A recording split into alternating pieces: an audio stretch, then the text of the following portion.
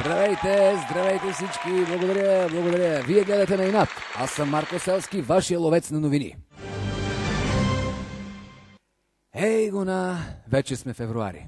Хареса ми този месец. Ей, оказва се, че жените говорят най-малко през февруари. Просто защото е най-къс. От благодарност за февруари, ние пък през март им поднасяме цвета. Да. Ще ти взема зюмбилче, миличко. Да, разбира се. Естествено, как? Да. Напоследък ходя само с леки жени. Мисля да ги отказвам. Освен това, днес, според православната църква, е свети Трифон Зарезан.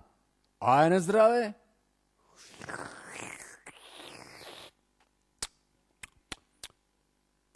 Какво сега? Аз не пия, аз си дезинфекцирам душата. Един приятел казва, че има два вида секс. Невинен и винен. Вие кой избирате? Ясно, мои хора сте. Точно за това ще ви запозная с водещите новини от днешния сравнително тъп ден. От страната. Източник пожелал да остане анонимен, но на заплата разпространи сензационно разкритие. В момента премиер на България е аватарът на Костов. Да, бе, вярно. На цвят си прилича. Гледай. Екс-водещият Николай Бареков щупи крак. Ники, не спря да подражаваш на Бойко и това си. Бойко щупи крак, Бареков щупи крак. Бойко пръдне, Бареков направо се нака. Според слуховете, Бареков щял да прекара в гипс поне месец. Голяма работа, той от години си е пълен гипс. Сергей Станишев призова гражданите да излязат на бунт срещу правителството на ГЕРБ. Според политолозите, това щяло да бъде първия в историята Сергей парад. Бойко Борисов бе на сравнително приятелско посещение в Турция по покана на турския си колега Реджеп Ердоган. Двамата най-сетне са се разбрали за газопровода Южен поток. По него нямало да тече газ, а турски сериали. Аферин Машала Ашко Сунелала! В Каспичан откриха 84 годишен мъж, който не се оплаква от живота. Какво се пулите сега? Голяма работа, то пък човек да не се пошегува. В София се състоя протест срещу генно модифицираните организми. Оказа се, че най-опасният генен инженер у нас е Митко Пайнера. Ами да, на една гола селска пръчка той може да отгледа такива дини. Сензационна новина! Оказва се, че в България също е създаден ускорител на елементарни частици. Това е тунелът към ЖК Люлин. Продължаваме с успехите на правителството в борбата срещу наглите. Специално за дечицата на престъпния свят у нас, Бойко Борисов откри нова детска градина с много екстри. Нека да я видим.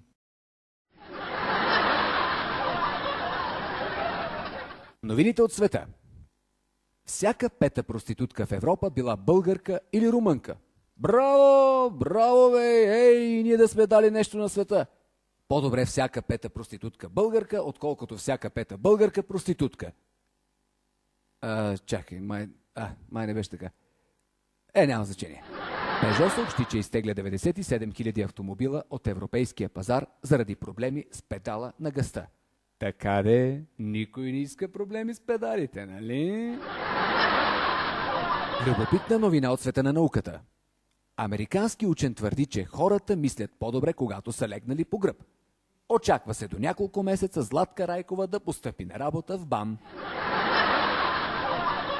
Продължаваме с най-актуалното от шоу-бизнеса. Майкъл Джексън получи награда Грами посмъртно. За съжаление, никой не се нави да му я връчи лично. Любен Дилов не издържа и издаде кой е победителят в конкурса «България търси талант». Пред наш репортер той сподели, че това е нахло. Но със същия успех това може да е нахло, вахло или хахло.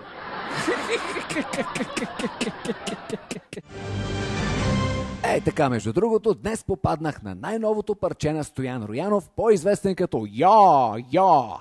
Чуйте малко от него. Факи, фак на Плутон. Настройвам чакри с мой камертон. Факи, фак на Плутон. 11 hour take play the trombone.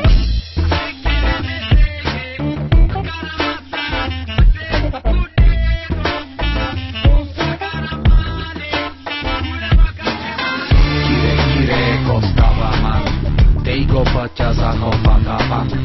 Gotta go to Дибербустан, на точията танка да Чингисхан. Кире, ое, кире, ое. Ужас, така не ме е боляло, откакто ми вадиха мъдрец.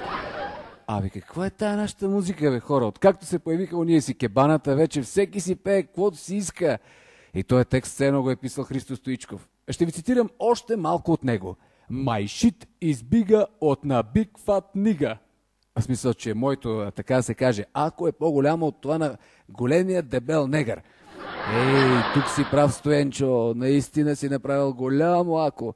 Нека ти го кажа на твой език, за да ме разбереш. Да песента you did is very, very голем shit. You better води to Пипер Бостан, защото this is big fucking sram, oh yeah. Продължаваме с гореща новина от Холивуд. Пенелопе Круз заяви, че Оскарът е любимата играчка. Че като му гледам формата, никак не съм изненадан. Ето и най-любопитното от света на спорта. Оказва се, че пресаташето на Ицо Стоичков, Путко Мафани, е уволнен от предишния си клуб заради разврат по време на лагери.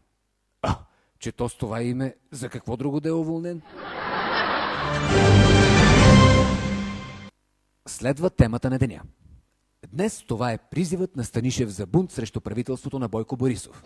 Влече го това момче, партизан лъка и това си. Дай му да се крие по Балкана, да нагъва филе Елена, ама не Йончева, нали? И да си чаква гербаджиите от засада. Много яко. Станишев обаче е забравил, че Бойко забрани протестите и пуска пред Министерския съвет само ако ще му правиш серенада. И все пак, аз съм убеден, че нищо няма да спре Сергей. Той ще направи истинска френска любов. Така да е. Френска революция. Но ще свали най-големия си враг.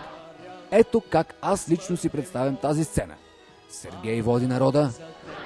Той с големата пушка би трябвало да е Вигенин.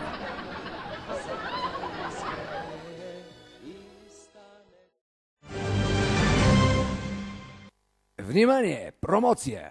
В кварталния магазин пуснаха изкуствени ногти с вкусна шунка. Специално за нервни хора. И накрая. Една снимка, изпратена ни от наш зрител, посетил Африка. Ето как изглежда жирафът след среща с български туристи.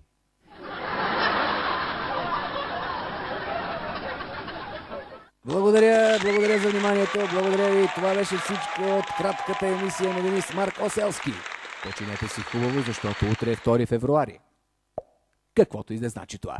Пожелавам ви приятна вечер и запомнете, ако не можете да си намерите половинка, намерете си поне едни свестни гърди.